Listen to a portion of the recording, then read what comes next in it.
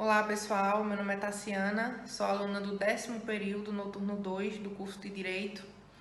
Espero que todos estejam bem, estejam se cuidando dos seus. E eu vou iniciar a apresentação do meu grupo que vai falar sobre os atestados, no que consiste, quais são os tipos de atestados existentes. E inicialmente, o atestado médico ou certificado médico, ele é um documento que serve para justificar faltas, dispensas no ambiente de trabalho ou no ambiente acadêmico, certo? Onde ele vai comprovar que foi por motivos de saúde. O médico devidamente registrado no Conselho Regional de Medicina, ele vai emitir esse atestado. E existe até alguns requisitos que devem ser seguidos pelo médico, que consta lá na resolução do Conselho Federal de Medicina, que é a resolução 1658 de 2002, né?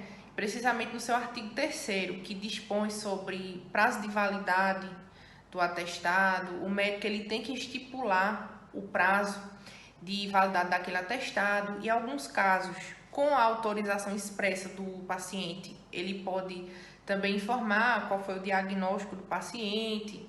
Inclusive, tem que ter a assinatura do médico, carimbo, né, constando ali o número de registro do médico no Conselho Regional de Medicina, para que esse documento ele possa ter validade. Olá, meu nome é Maria da Conceição e, junto com minha equipe, gostaria de falar um pouquinho sobre os atestados.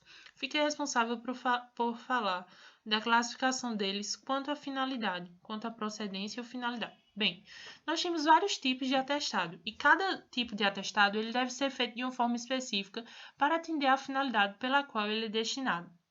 Temos três principais: finalidade particular, finalidade administrativa e finalidade judiciária. Um atestado com finalidade particular, ele é elaborado previamente sem nenhum compromisso. Ele independe de algum compromisso legal. Ele é fornecido por qualquer médico que esteja no exercício regular de sua profissão, certo? E sua finalidade é unicamente o propósito de sugerir o estado de saúde do paciente. Ele é usado para fins de licença, de dispensa ou justificativas de falta ao serviço, entre outros. Por exemplo, alguém que adoece, precisa faltar no serviço, uma licença maternidade. Um atestado com finalidade administrativa, ele está destinado a os órgãos da administração pública. Por exemplo, algum funcionário público que precisa faltar por motivos médicos, um policial, por exemplo, que precisa faltar por motivos médicos no dia do seu plantão. Já a finalidade judiciária, ela tem como destinatário um juiz de direito, onde ali será atestado algo que é matéria de um direito. Por exemplo, um atestado de sanidade mental e física para fins de uma ação de interdição.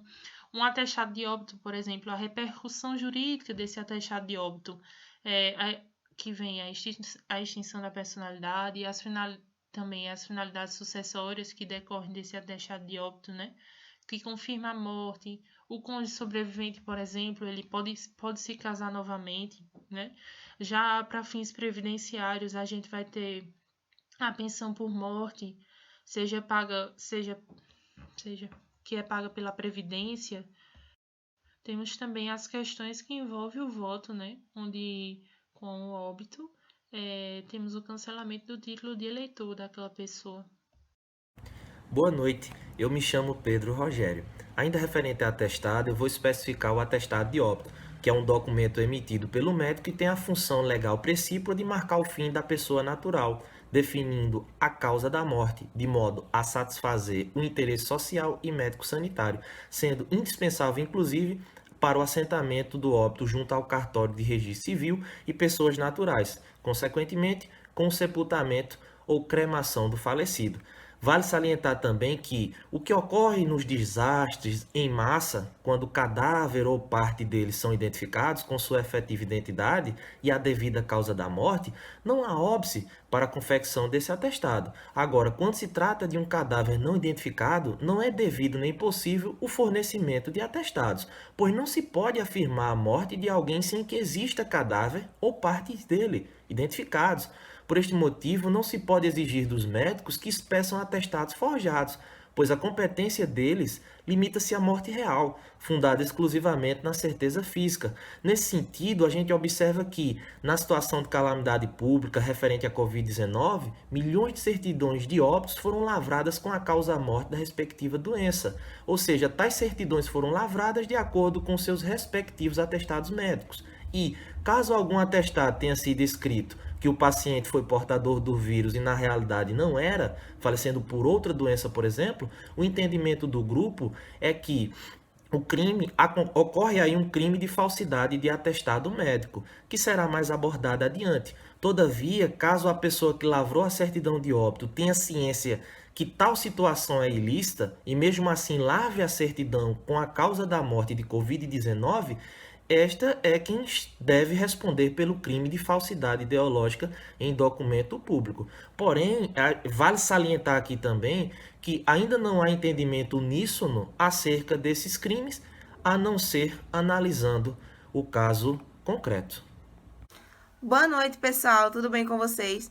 Muitos já me conhecem, eu me chamo Poliana Maria e vou dar continuidade à fala dos meus colegas falando acerca dos atestados e sua idoneidade. Bem, o atestado ele é um documento médico legal simples porque ele não possui forma específica e possui como pressupostos de veracidade e exatidão sua natureza institucional, bem como o fato de ser dotado de fé pública. Devido à sua fé pública, o atestado, quando ele contém declarações duvidosas, eles têm o mesmo valor social de que uma declaração falsa. E por isso, o profissional responsável por exarar um atestado, ele tem o compromisso de atestar informações idôneas, independentemente de compromisso legal, bem como independentemente de exigências de formalidades, sob pena de estar infringindo o artigo 80 do Código de Ética Médico, bem como o artigo 302 do Código Penal Brasileiro, que prevê justamente o crime de falsificação de atestado.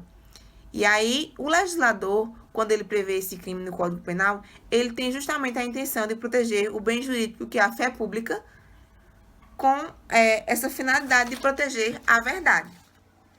Nesse sentido, a gente pode perceber também que o atestado, mesmo ele sendo dotado de fé de ofício, ele pode ser recusado.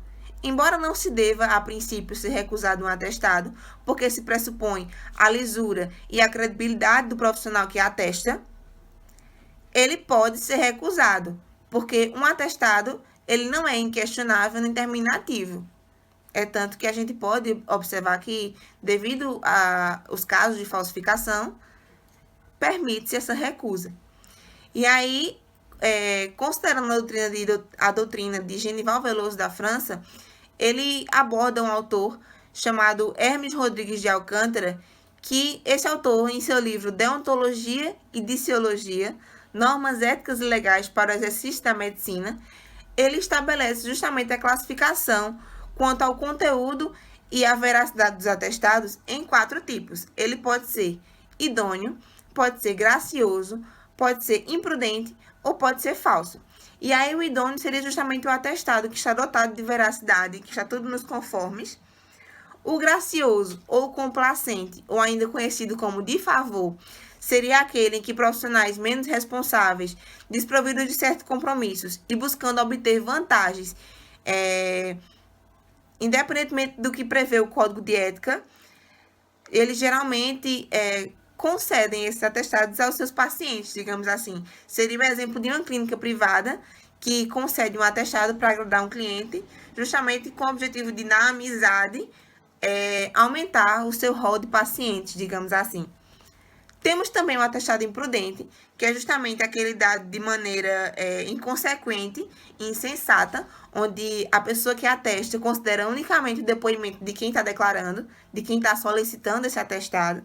E temos também o atestado falso, que é justamente quando se sabe do uso indevido e criminoso desse atestado, e mesmo assim atestam-se informações falsas, inverídicas. E aí, nesse caso, a gente pode citar justamente o crime, de falsificação do atestado médico, onde existe a condição de ser médico, ou seja, é um crime próprio, E a prática desse crime tem que ser dolosa, ou seja, o médico tem que saber que está colocando aquela informação errada. Porque se o médico for induzido a erro, ele não comete crime.